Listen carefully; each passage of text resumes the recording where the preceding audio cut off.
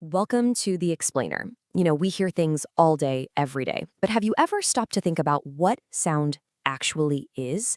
Well, today we're going to break it all down. We're diving deep into the physics of sound and exploring how it literally shapes the world around us. So, if you live in Singapore, you've definitely seen these before. They're perched on rooftops all across the island. They're actually part of the public warning system, and their job is to get a really important message out to everyone, and I mean everyone, all at once. Which kind of makes you wonder, right? How does the sound from just one of those speakers travel so far? And what is that sound anyway? I mean, what's actually traveling through the air to your ears? To get to the bottom of that, we have to look at the basic physics of it all. Okay, so here's our game plan. First, we're going to see how sound actually travels. Then, we'll get into the language of sound, what makes some sounds high and some low. After that, we'll look at some incredible ways we use sound to see. And finally, we'll tie it all back to the world around us. All right, first section. How does sound get from point A to point B? Well, it all kicks off with one simple thing, a vibration.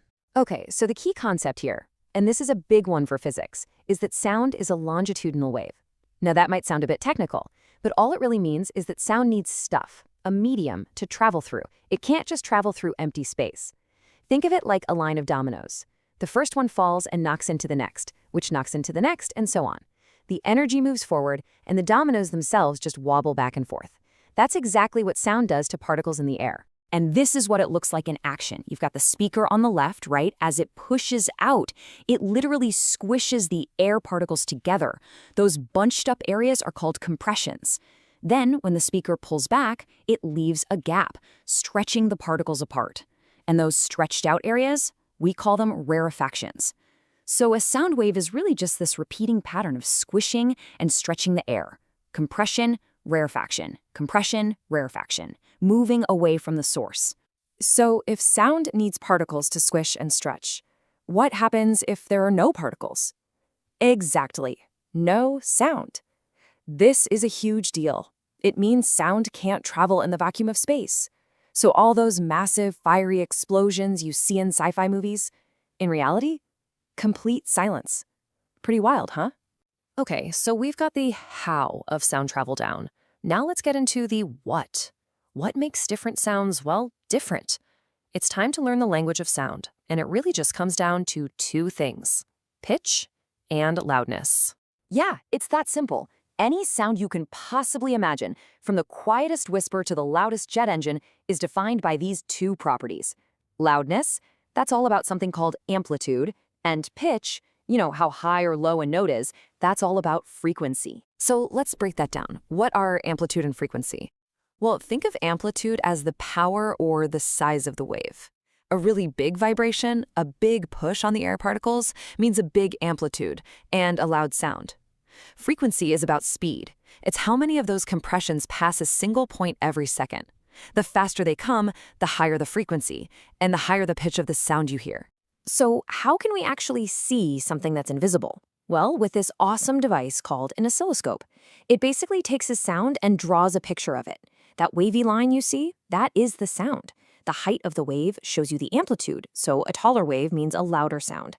And how close together the waves are shows you the frequency. Tightly packed waves mean a high pitch. It's a way to make sound visible, which is just incredible. Okay, now for the really cool part. Once you understand this language of amplitude and frequency, you can start doing some amazing things with it. We're talking about using sound as a kind of superpower, to literally see things you can't see with your eyes. And you know what? Nature totally beat us to it. Take bats, for instance. They fly around in complete darkness, but they're not blind. They're sending out these super high-pitched clicks, a frequency way too high for our ears to pick up. Then they just listen. By interpreting the echoes that bounce back, they build a 3D map of the world in their minds. It's called echolocation, and it's nature's own sonar system. And of course, we humans saw that and thought, hey, we can use that. We built our own version called sonar. It's the exact same principle. A boat sends out a ping, a pulse of sound, and then it waits for the echo. Based on how long it takes for that echo to come back, it can figure out what's down there. Mapping the ocean floor, finding sunken ships, or in this case, a huge school of fish. But we didn't stop there. We took this same idea and turned it inward for medicine. An ultrasound machine sends high-frequency sound waves, again, way too high for us to hear, safely into the human body. As those waves bounce off different things inside, like bones and organs, a computer listens to the echoes and builds a picture from them. It lets us see inside a person without a single cut. It's absolutely a superpower that physics gave us. Okay, let's zoom out for a second and bring all these different ideas together. How does it all connect? This mind map really lays it all out, and you can see how everything we've talked about, every single thing, comes from that one core idea. Sound is a longitudinal wave. Once you get that it's all about particles getting squished together and pulled apart, then ideas like frequency and amplitude just click into place. And that understanding is the key that unlocks all these incredible applications, from nature to technology. But there's another side to this coin. Remember loudness, that amplitude, the sheer power of the wave?